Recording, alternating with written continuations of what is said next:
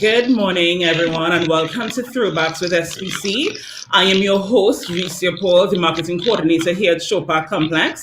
Today, I am joined with Mr. Arnold, my boss, and the executive coordinator here at Chopard Complex. Each week, we'll be doing these live videos. It's called Throwbacks with SPC, where we basically look at the successes of our facility, and this will be done through the lens of our stakeholders. So these are event promoters, guest artists, art exhibitioners, people that have held successful events at our facility. This morning, we are pleased to have Mr. Vern Joseph with us.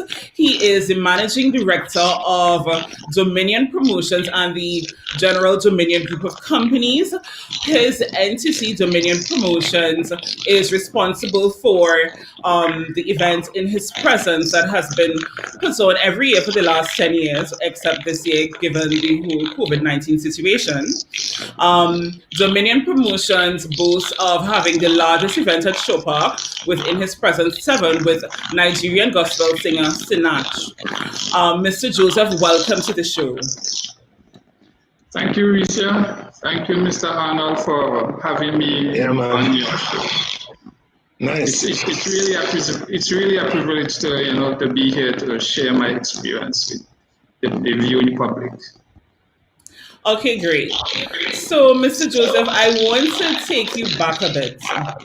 It is 2010. You have established Dominion Security Services and you decide on Dominion Promotions.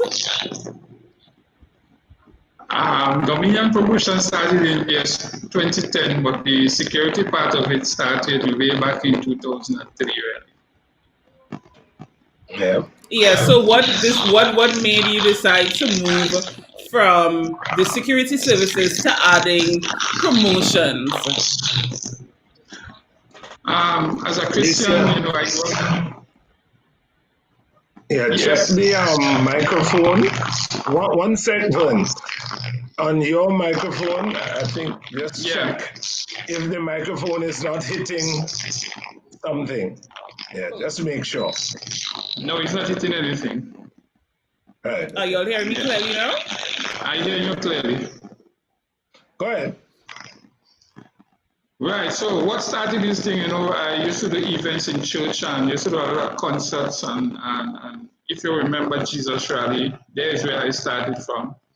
And as I started the security firm, and God has been keep blessing me, I decided, to give back to the community, and I decided to give back to the Christian community. So we got together, me and my wife, and we discussed, and we said we're going to do this event, and we're going to call it In His Presence. And it started in 2010. And really, it was really, to expose, the gospel, the Christian artists in Tobago, to, create a platform where they can, showcase their talent, instead of just watching it on YouTube and Facebook and seeing these type of, stages and wondering if they would be or ever be on a stage like that, we decide to bring, these artists and these type of, to Tobago. And that's how it really started. Wow. Did you, when it is that you started in 2010? Yes. What was the vision that you all had? Because I read on the website that you all really just wanted to allow gospel artists to just have a platform. Were you all thinking about just local artists or international artists? Did you all envision what In His Presence has become today to be the general vision? What In His Presence is today that was our vision today. It was a mixture of locals and bringing out the international artists. The reason for the international artists is to expose them to this level, see how they do things, see how they, operate, so they could copy or they could, relate to these people. And the other part is that, local side as it may be, much people doesn't seem to come out to see, the locals. So in order to bring them out, we have to bring the international and mix them in it so they could get to see and intermingle with these people. So the general public to be able to see what we have here as talent, which is very rich, as Mr. Arnold and yourself, we know that Tobago is rich with, many, many talents. I would say, I would ask you, what is your most memorable event at Shaw Park? But I feel like that's almost a given. For the viewing public, for those who may not know, the largest event that we have had at Shaw Park to date is in his present seven with the Nigerian gospel singer Sinach. Mr. Arnold, do you remember the number of people roughly that we had? Well, the event, I mean, still stands out as and you're correct, the first event to go past 3,500. And I remember it because I actually came to attend the event, and I went on balcony, and balcony only happens after you pass 2,000, 3,000 people. So, roughly 2,200 persons. And I recall coming to observe and watch the show and had to work, because by then upstairs in the balcony started to fill, and fill up, and we did not have enough staff and security and so on. So I would never forget it, because part of the problem, Vern will recall, is really trying for people to observe the rules of no eating in the hall. And when we realized we had a massive problem with people just coming, and I realized, yes, we were going to be in for a big night and a big event. And I think fire especially, I think, they realized that we had a challenge for the very first time. Yes, we expected a lot of people, but I don't know, Vern, did you expect over 3,500 people? Leading up to the last week, the last couple of days, no, but it's the last, 3-4 days to the event, we started to experience a surge, but we didn't expect it to really go past, our estimated crowd that you're just using the downstairs part of the facilities. And on the night of the event, we started to see the lines, and the lines like it was not going down by the ticket area. And then the fire come and tell me the downstairs full. And then Mr. John Arnold, I said, all right, let's open up upstairs. And then sometime during the night, I see he sent a post on Facebook and saying, Shaw Park is being tested tonight. And I think it's a test that Shaw Park passed with flying colors. I don't think you would have known that there was a shortage of staff. We didn't even have the amount of volunteers we had put for the night. We didn't cater for that. So it became a real problem, but I'm glad it happened. But also, it also told me something, Vern, about these shows. You remember when John Legend came to Trinidad in 2014? We had more than 14,000 persons coming out, and there had people on the day at Pigeon Point could not even get to the show. The traffic was so overwhelming, people spent 4 or 5 hours in it and didn't even get to the show. This is Sinach on stage, and what an amazing crowd. But your show reminded me of that from the perspective of John Legend actually came to Trinidad twice before that and didn't have those kind of audiences. But here was a man with a big song, All of Me, and the same thing happened with Sinach. Sinach had some powerful songs at that time that was just ripping the airwaves. And I think that for you is what really made your event big that night. Your comments? Yes, you're quite right, John. Sinach had some big hits that was hitting all the radio stations, the secular radio stations. The song was playing in school. I Know Who I Am and Waymaker, and it's all popular songs. And Waymaker. From Trinidad in Joes and all kind of thing, and it just took off. I think it was the right artist at the right moment, and we catch you in the right time. Yeah, and that was a phenomenal event. Yeah. And I think And I think, just speaking out in another kind of way, one of the things about event tourism for Tobago and festival tourism, I think, has to be this thing about the gospel market.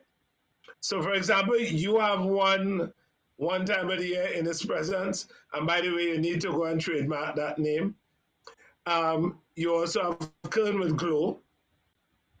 And my thinking is that, me personally, one of the things I think is that we need to look at maybe a gospel event for tourism every quarter, because clearly it is a market we need to look at in context of Tobago and what drives traffic. Um, and for Shore Park, I think we need to look at that, and I think we also need to look at conferences, conventions, international religious. I mean, if you think about getting, let's say, TD Jakes to do a women's only conference for the Caribbean at Shore Park, I mean, you know it won't hold the people. You know, it just can't. But I'm thinking that those are some of the discussions we have to start. Quite agree. I couldn't agree with you more, Mr. Arnold. And knowing a man of you with all your experience, I think, yeah, it's a good idea. And let's hope that the authorities be there that are listening and maybe they could look into it and see if we could create a gospel tourism, as part of the tourism trust for Tobago, because it has the potential. It just needs to be managed well and marketing well. We have the ambience, we have the facilities, we have the people who can do it. And we have proven that over and over years. You talk with John Legend, I mean, one of the biggest events. I remember I was talking traffic right up by, the mall up there. I just turned back. It was still, so I just turned back and said, okay. All right, and then we come and we have Sinash, and then so you show there's potential, and we can host big events. And as I say, we have the facilities for it now. The facilities that is envy really in the whole Caribbean. Mr. Joseph, as you're talking about possibilities for the future regarding what we can do in Tobago about event tourism and stuff like that, you would have had to, much like many other promoters, you would have had to postpone in his presence this year. In terms of moving forward, Dominion Promotions, how do you see things being affected, or how do you think that you would have to approach things in this new normal? It all depends on what the government say, really. The thing that will affect, I think, the entertainment is the more the social distancing. I think that may have an effect on the thing, because to have a fete and you can't tell people stay 6 feet away from each other. So I think once that is relaxed and the borders is open, I think the industry is going to pick up. A lot of people is waiting to be entertained as this COVID period. Matter of fact, I even got a call up this morning what is happening within his presence, and I just had to tell them I can't do anything, I can't see anything until we get news from the government concerning the border and the social distancing. So once we get things, repeat, sir? No. I was. Let me let you finish. Finish first. Yeah. So once the borders are open and the social distance is relaxed a little bit, we're going to be back on within his presence. All right. And I know Shore Park is going to be available. So Shore Park is a one-stop event. Is a day less stress for promoters. I mean, here you have an event. Here you have a complex. You have everything in there. All you have to do is do your marketing and bring your people. Game is on. Rain will affect you. Sun will affect you. I mean, what could stop you? There's the own backup generators and all these correction goes. So, I mean, less headache, your surety. I mean, weather is not an issue. Car parking space is available, proper concession area, spacing is nice, the ambience is nice, you have stage, you have lights, what else you need? I mean, building an event out of complex, you have to do all of these things as Mr. Anna will know. You have to do stage, you have to do live, you have to get all kind of things. You have to even look for EMA covering and all that is taken care of. So all you have to do is market well and plan your event, and everything is going to be all right. And of course, Mr. Anna and his team, they are there to assist you, to guide you, to direct you, how to use the facilities and the benefits and what is there for your availability. Yeah, working with them is a good experience. Yeah. Well, it's good, and then there are challenges all the time, as you know. And I don't know of doing any event without challenges.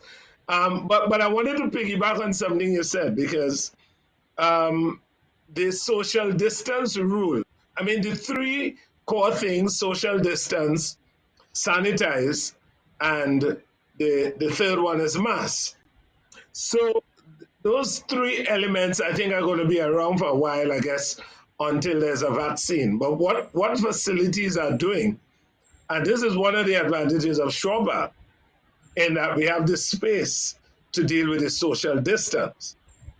So that certainly what will happen for events moving forward, the way I see it, I notice Queens Hall, Napa, all the others are preparing to open next month. And I'm not too sure. Yeah, I think it's July. But the idea with that, of course, we are going to open in August.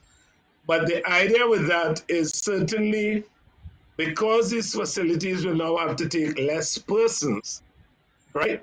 We have to look at hybrid shows. The show has to be live and also streaming live. You have to have those two audiences running parallel. Because when you look at what happened over the COVID era, we got more people on live than we can accommodate in a venue, right? I mean, with those versus shows, it went right up to 700,000, right? So we have to look at that in the future. I can't see you doing in its presence without you thinking about online streaming, whether it's people pay or subscribe to the show, but you have to do the two audiences. So going forward, I think that has to be part of the consideration as we host shows. We already have a religious play that wants to come in the month of August. Certainly not the numbers you're talking about, but in accommodating them, we have already told them, yeah, we have the facility to do it. We can have people 4-6 feet apart, and you can have 300-400 persons in the hall watching your show, you know? I mean, what it will do, obviously, is take away from conversation and the kind of bantering, you know, and the applause may sound dispersed rather than tight. But I'm sure at the end of the day, it really doesn't matter. Yeah, I agree with you, because I think that is really sporting fraternity is doing now. You know, the games are played, but there are less people in the crowd, and it is going live, and I think is millions of people is viewing it still on live. It's just that you don't get the noise, the crowd noise and all of this. Yeah. Yeah. So I think that is the That's new really norms that we tricky. have to, that is the new norms we have to, work with. That all of the events now have to be streaming live. I have another question, but let me let Risa, you're going to ask. Yes, Mr. Joseph. I just wanted to piggyback to something that you would have been saying. Thank you so much for just your platitudes about our facility and stuff. This year, because of the unavailability of our facility, you would have been planning in his presence elsewhere. What were the level of challenges that you would have experienced trying to use another facility, because you would have grown accustomed to just having Showpark, where it would have been a one-stop shop? You had the staff and had everything available just to have like a smooth event. What was that like? It just takes us back to the beginning, where we now have to go and erect a stage, bring in the lights, get all the permission from fire service and the EMAs. It just takes us back a whole way back, to the, way I call it, I don't know what to call it. And then you have to get all this permission and the fire and the police involved and everybody involved, and you have to pray for that. We're watching the weather every morning. We wake up, even on the day of the event, we watch and say it was sunshine, and we say, yeah, we're gonna get a good day's sun. And it was really challenging. It's more work, it's more stress, it's more headache. But we know that shop parkers go through the normal maintenance and repairs and what's the case may be. Yes. Did you have did In His Presence take place this year? Oh, okay. No, it didn't. I said the day it was happening. Yeah, the day it was happening, we look at the weather and it was fine, and we say yes, we would have got nice weather, But the challenges and the venue was keeping really. If rainfall a day or two before it pours water. So all of those fear was in our hearts. No, what was where was Pleasant? Mount Pleasant, right? Yeah. Mr. Arnold, you could go ahead with your question. Yeah. COVID came. Yeah, so I was thinking, Vern, I know we're talking about Shaw Park, and part of this series is really to let people know how flexible and how accommodating Shaw Park can be for all kinds of events. So that we try to continue raising the awareness and the visibility of the venue. But there's some other philosophical things that I like to talk to promoters about. Yeah.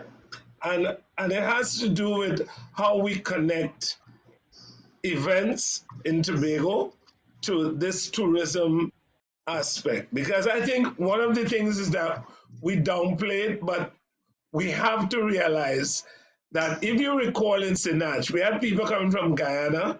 I remember people from Guyana I met, Barbados, Grenada, right through the Caribbean, who left wherever they were to come to experience Sinach in the Caribbean.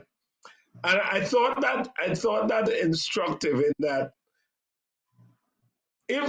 when we take it back to 2003, when we started the THA started the Tobago International Gospel Festival, and we were targeting Bobby Jones and the Atlanta Bible Belt. Mm-hmm. Part of that initiative, when we started way back then, was to woo, not to promote anything, but to really woo people who were along the gospel market, and was to get those tourists to come here. And what we were going to add to that was this aspect about healing and therapy, the island therapy. People say when you land here, the air does something to you. People talk about the landscape. People talk about the sea, right? And the idea was to talk about this holistic place that you not only come where you enjoy gospel music, not only where you get blessings, but also where you get a kind of therapy which speaks to the wholeness of being.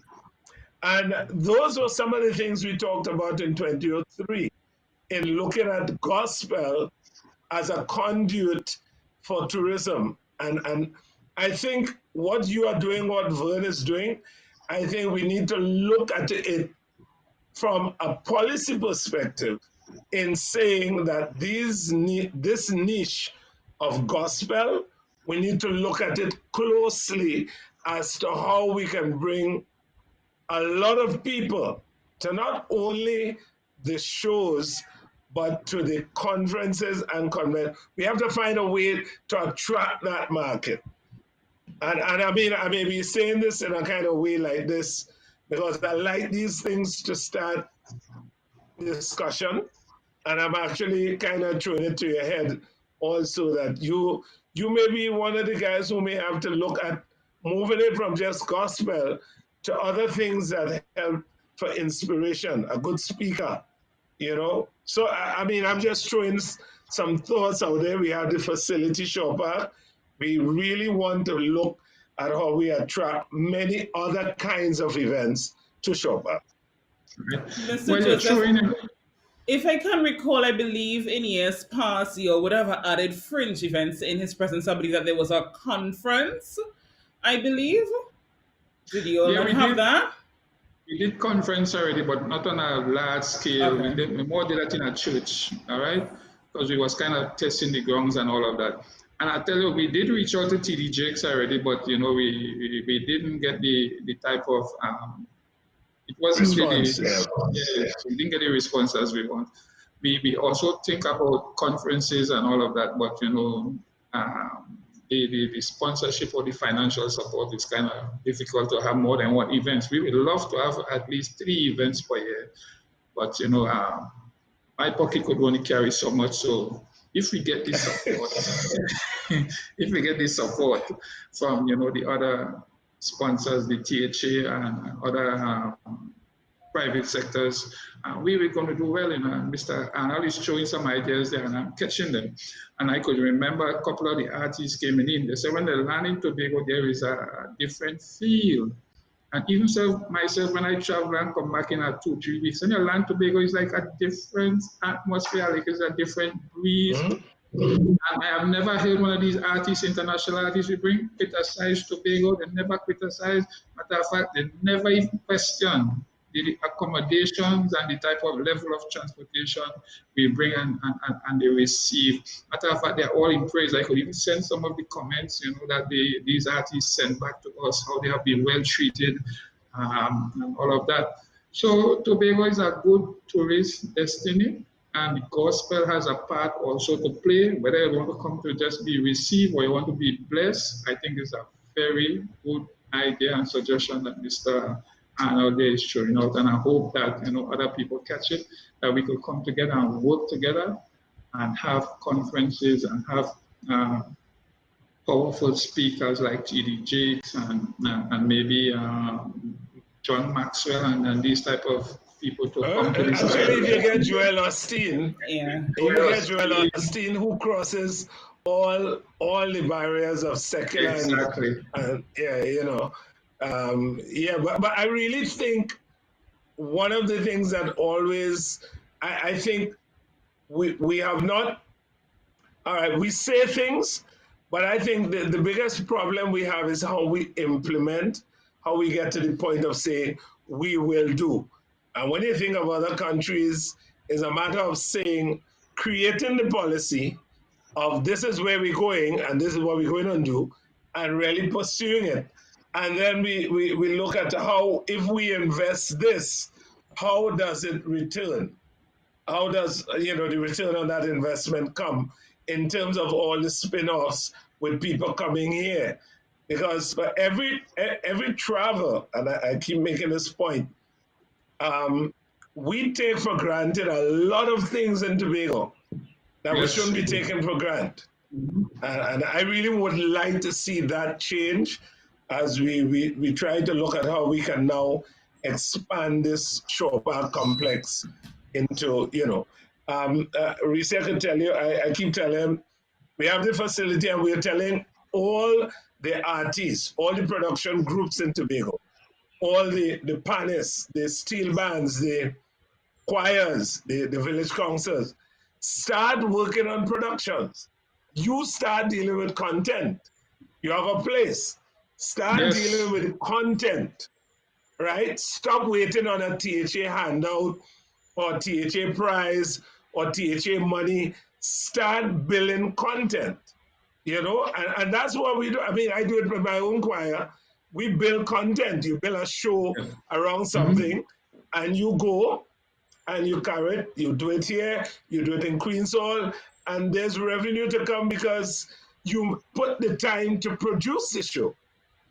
But a lot of people want something to happen without creating the content. So my appeal Exactly. is really create the content and bring it to Shopper. Exactly. And we are there. And I quite agree. Nobody was want to put money into an idea. They want to see it come to. They want to see it in action, see what you are doing, and they will Yeah, invest into what you are doing. correct. Like its presence has been attracting more and more, people and sponsors, and we are growing because they see the level and the standard that we are putting out. Mhm. Right? Sorry. So once you create, once you start, and come and produce something of high level and standard, don't expect to get the big crowds at first. They will start with a little crowd and then you will start to grow and grow and grow. Yeah. And the next thing you know, everybody want to buy into your thing now because they see benefits in it. And I think that's the way we should go. We want to start, but let me start at where we are and then go from there. We have the facilities. It's not limited to that you have to have 50 person in the event. The facilities are available if it's just 10 people. And the 10 people will bring and tell other 10 people, and the next thing you know, Shore Park is full up with a simple best village program or a pan side or whatsoever, and it start to attract people from all over. I mean, look in his presence. Every year now they are begging me to bring this thing to Trinidad. And I tell them, no, the vision is for Tobago. And if we remain in Actually, Tobago, you need to think of a Trinidad version too, maybe. But I mean, my main concern is Tobago. But I'm saying, thank God, there are different ways you can look at events. Either you want to make profit, you want to make a contribution, or you just want to, break even and what have you. So I guess one of the things is that you're dedicated to Tobago, just like I am. Reese is. Everybody, we want to see the best for Tobago because we think we're very special here. But certainly, there's nothing wrong if you want to think in another way of offering another kind of event of a similar nature in Trinidad. Well, we got to think about it. All right. If it was just some money wise, oh Lord, I got Trinidad long time. Right. Of course. Yeah. It was just for the money, I got Trinidad long time. Of course. Yeah, we see. Mr. Joseph, I'm glad that you made a point that I actually wanted to ask you about. I think that the average person may think that events of this nature, when it comes to Christianity or the gospel, may not necessarily garner a lot of support, whether it's by way of sponsorship. How has that progressed for you over the years? I feel like you just alluded to it, but how has that? Was it difficult for you to get buy-in initially? Did they want to wait and see, well, okay, let's see the turnout and all of that? What hurdles do you feel like you had to jump over in order to secure that sort of thing for people that might want to get into promoting a gospel event or show? The Christian crowd is a hard crowd to move. It's a really difficult crowd to move. All right. And we had our challenges because they have this myth that, gospel should be free and you're not supposed to pay for to go into no show and all of this. But thank God that knowledge is opening up and people are getting to realize, because these artists, you have to respect these people's talents and the gifting, and they put out a CD or to do a recording is not no fly-by-night thing. It's a lot of stuff. Even to bring them here, you have to pay the airfare, you have to pay the accommodation, and of course you have to give them the honorarium and all of these things. So it's the Christian, but I'm glad to know that they are coming out of it and they are seeing the benefits and the opportunity that there is. Matter of fact, we had to kind of, price our events to kind of, don't get them too scared. Because a type of event as that, if you're talking about $700 up just for the entrance, we can't go there because they ain't gonna come. So we had to kind of cut back and see how best we could to make it affordable to everybody. We depend on a highly turnout like Sinash to realize a profit. Anything less than that, we have to find to make up with. So some of the challenges is the Christian community and some of them beliefs and all of these things that, Christian are supposed to pay and it's supposed to be free. All right, and we know nothing in life is free. Well, Vern, I mean, that argument, I must confess, it's kind of new to me. That was a.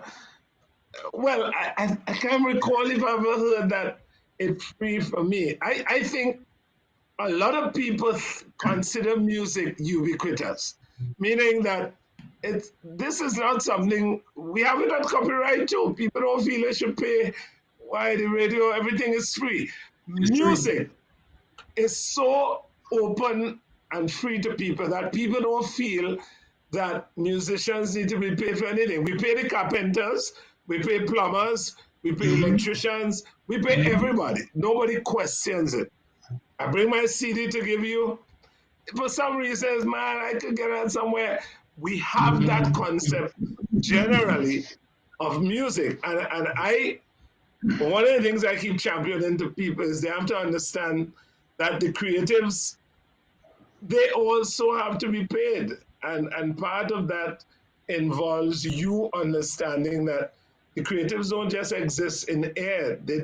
They sit down at night, they create, they come up, they compose, they sit in a studio, and you're right. And it can't be free. And so for I think the education part of it, that's good if that's happening. I never heard it articulated the way you articulated today. I hear this generally about music, but I didn't realize that that was a particular argument you have had why people feel they shouldn't pay to come to gospel. It's supposed to be open. All right? Yeah, that is true. And if you sometimes if you check my Facebook page when we post these events, and some of the people, oh, gospel should be free, and this is not right, and they didn't hear from God, and you wonder, wow. Education. We are to educate. Education is the key. We are to educate. That's the only way. Yeah, yeah.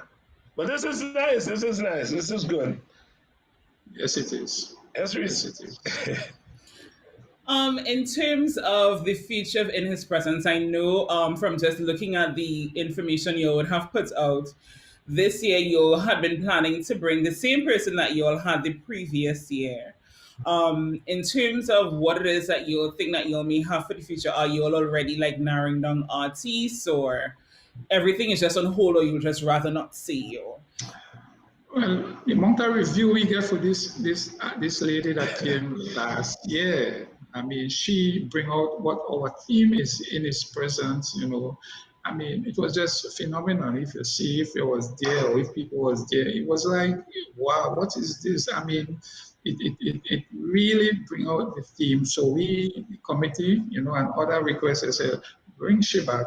And then we add other people to her as the main. So those who didn't get to see her, those who hear about her and would have get the opportunity to see her again. And then we add a couple more artists to the cast, you know, to make it full and all of that.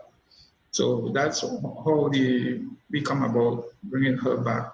So they asked also what's the name of that? What's the name of that artist? Miranda Curtis. Yes, Miranda Curtis. Oh, okay, wonderful. Okay. And they also asked us Miranda. Yeah. They also asked us to bring back Sinners, but you know, she's so busy now and all over the place. Yeah, it's kind she's of huge. difficult. Yeah. I don't know. Well, anyway, me personally, I wouldn't bring back Sinach now. No. For me, I'm personally hoping you know. for Tasha Cobbs, to be honest with you. You all haven't had like a lot of requests for her? We had Tasha Cobbs the year when Miranda comes, should have been Tasha Cobbs. But Tasha Cobbs come and cancel on us because of some disease of October. So that's why she canceled. And man, the type of response we was getting for Tasha Cobbs, I believe it would have gone past Sinash. But unfortunately, they canceled on us a month in advance. So it's part of the game of a promoter. You hope that these things don't happen, but they happen. Yep. Well, I think, Ricia, we have really explored a lot with Brother Joseph. I think this has been really a fruitful conversation. Yes, and I really hope that our listeners out there and our viewers were really inspired by this. And again, appealing to everyone, Showback is there. We are open. We're going to be open in August 2020. Social distance, of course, all the rules of COVID will apply. But we want to inspire in Tobago more groups to make your productions, work on it, And we want to certainly tell Trinidad, Tobago is also a place to have events. It's also a place to bring your events. And for those of you who are hosting events at Queen's Hall, Napa, Sapa, feel free to bring it to Tobago. Bring the production to Tobago. Let's discuss it. And what's beautiful about Shore Park is we have a whole event team. The whole event team, they can work with you and give you advice and so on. Right, Ricia? Thank you, Mr. Joseph, for your time accommodating us in, I'm sure, your pretty busy schedule. Thank you to all our viewers. In case you joined our broadcast late, you can go back to view it on our Facebook page, or you can subscribe to our YouTube channel. They are both Shore Park Complex. Each week with Throwbacks with SPC, we'll be interviewing new people and just providing more and more information about our facility. So thank you all so much for watching. See you next week. Thank you for having me. Yeah.